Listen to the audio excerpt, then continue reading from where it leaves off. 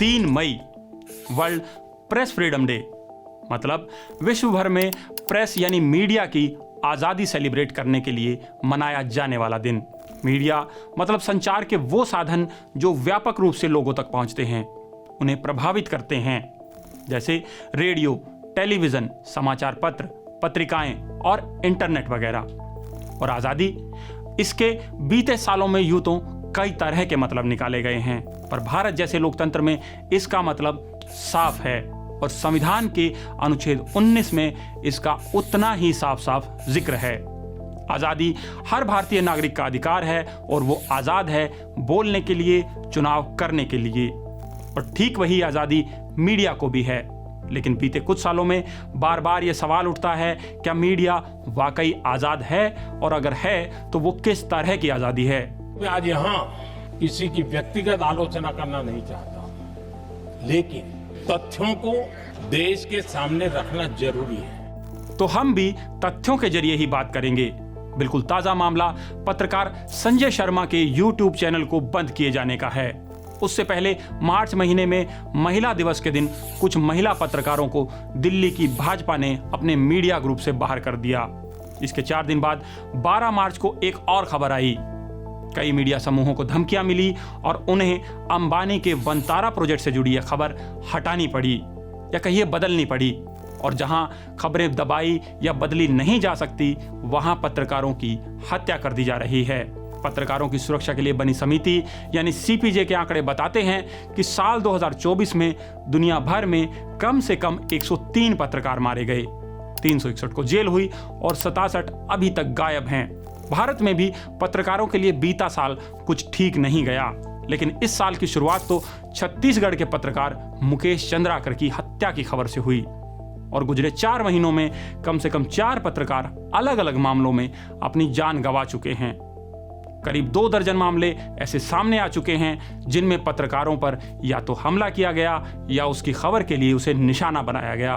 मैं मानता हूँ कि क्रिटिसिज्म होना चाहिए और ज्यादा होना चाहिए और बहुत तीखा क्रिटिसिज्म होना चाहिए। आइए गुजरे 4 महीनों के कुछ ऐसे ही मामलों पर नजर डालते हैं।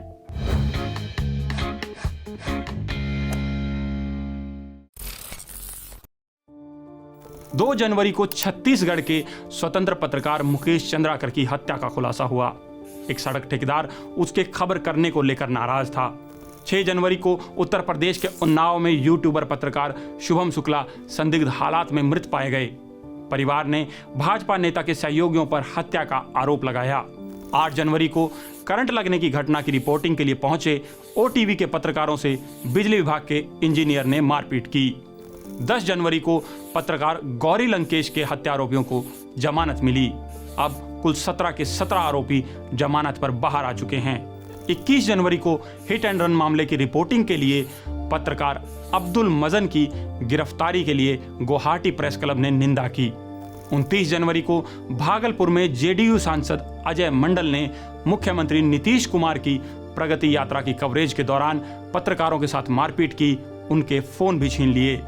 29 जनवरी को ही उत्तराखंड पुलिस ने एक सोशल मीडिया पोस्ट को लेकर पत्रकार सुधांशु थपलियाल को उठा लिया, रात भर हिरासत में रखा। मार्च महीने में उत्तराखंड हाई कोर्ट ने फैसला सुनाया कि पुलिस ऐसे जबरदस्ती कार्रवाई नहीं कर सकती। 30 जनवरी को दिल्ली में चुनावों की कवरेज के दौरान पत्रकार साक्षी शर्मा और उनके कैमरामैन से मारपीट हुई।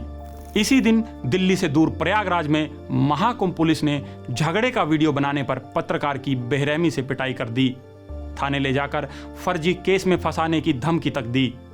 इसके अगले दिन 31 जनवरी को अन्ना यूनिवर्सिटी यौन उत्पीड़न मामले की जांच कर रही SIT ने कई पत्रकारों के मोबाइल फोन जब्त कर लिए। उनसे आरोपियों की तरह पूछताछ हुई। हाईकोर्ट के दखल के बाद पत्रकारों को राहत मिल पाई। इस तरह जनवरी में देश भर से कम 9 मामले रिपोर्ट हुए।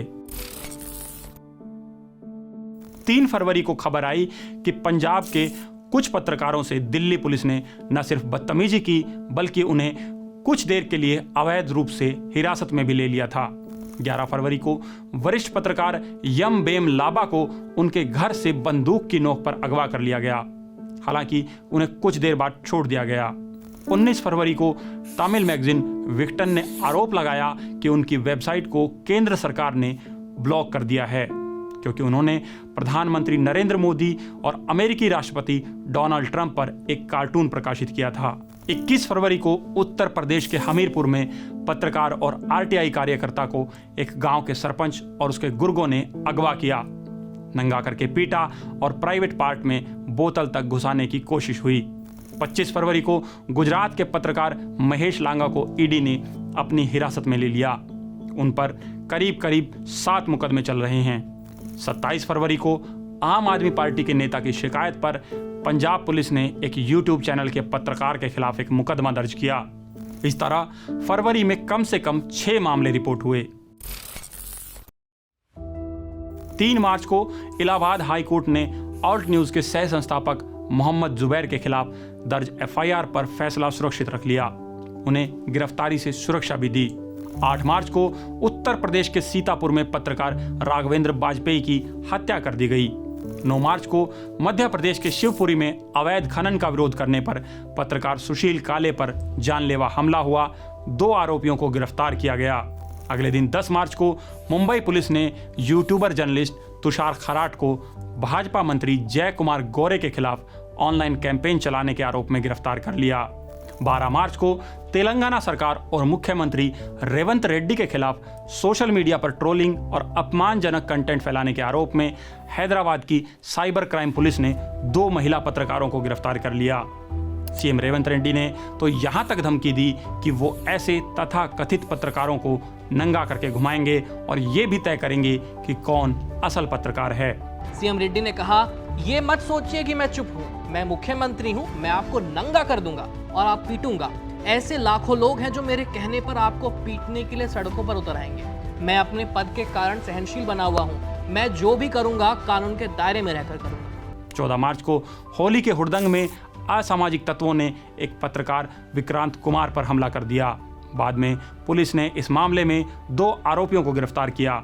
25 मार्च को मध्य प्रदेश की राजधानी भोपाल में एक्सीडेंट और अड़ीबाजी के झूठे केस में पत्रकार कुलदीप सिंगोरिया को गिरफ्तार कर लिया। पत्रकारों के धरने के बाद पुलिस कमिश्नर हरिनारायणचारी ने कटारा हिल के थाना इंचार्ज को हटाने का आदेश दिया। 25 मार्च को पत्रकार दिलावर हुसैन मजूमदार को असम कोऑपरेटिव एपेक्स बैंक के बाहर प्रदर्शन कवर करने के लिए पुलिस स्टेशन बुलाकर गिरफ्तार कर लिया गया। इस तरह मार्च में भी कम से कम 8 मामले सामने आए। 16 अप्रैल को शाजापुर में फोटो जर्नलिस्ट मुकेश राठौर पर समाचार कवरेज को लेकर हमला किया गया। मामला कुछ दिन पहले एक युवक युवती के आपत्तिजनक स्थिति में पकड़े जाने का था, जिसे राठौर ने कवर किया था। और बीते 23 अप्रैल यानी बिल्कुल ताजी घटना तो जम्मू कश्मीर की है, जहां दैनिक जागरण के पत्रकार को सिर्फ इसलिए पीट दिया गया क्योंकि उसने भाजपा नेता से वो सवाल पूछ लिया जिसका जवाब पूरा देश जानना चाहता है कि क्या पहलगाम हमले में सुरक्षा में कोई चूक हुई है। मतलब साफ है कि सवालों का सामना जवाब की बजाय अब हिंसा से हो रहा है। शायद यही वजह है कि जब प्रेस फ्रीडम रैंकिंग की बात आती है तो भारत साल दर साल उसमें नीचे जा रहा है। 2002 में जहां भारत 128वें नंबर पर था, वहीं अब 2024 में ये 159वें नंबर पर पहुंच गया है। हालांकि सरकार इस रैंकिंग को खारिज करती है, इसके तरीके और परिणामों पर सवाल उठाती है और खुद सवालों का सामना करने से बचती दिखती है। बीते कुछ सालों में दुनिया भर में पत्रकारिता के सामने जैसे ये सवाल ही मुसीबत बनकर खड़े हो गए हैं।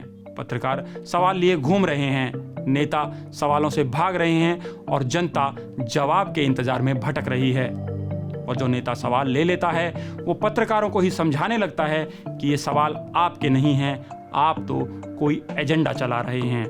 एक इकोसिस्टम ने आप लोगों को डरा करके रखा हुआ है और आप लोग बुज़दिल की तरह डरे हुए हो, उनके एजेंडा सेट के लिए सवाल लेके घूम रहे हो। आपको बुरा लगेगा, मैं सच कहता हूँ, आप सब लोग दबाव में जी रहे हो। अब सवाल उठता है कि वो कौन से सवाल हों जो सरकार से, सत्ताधीशों से, समाज के मठाधीशों से किए जाएं कि पत्रकारों को कोई एजेंडाधारी ना बोले। क्या ये जरूरी नहीं कि पत्रकारिता का अपना धर्म निभाया जाए, वो धर्म जो कहता है कि जो कुछ भी छिपाया जा रहा है असल खबर तो वही है। बाकी सब तो विज्ञापन है। पत्रकारिता का एक अनिवार्य हिस्सा ये भी है कि जो दिखता है, जो सुनाई देता है, उसके सिवाय भी कुछ खोजना, और इसका महत्वपूर्ण अंग है, इसको इनकार नहीं किया जा सकता।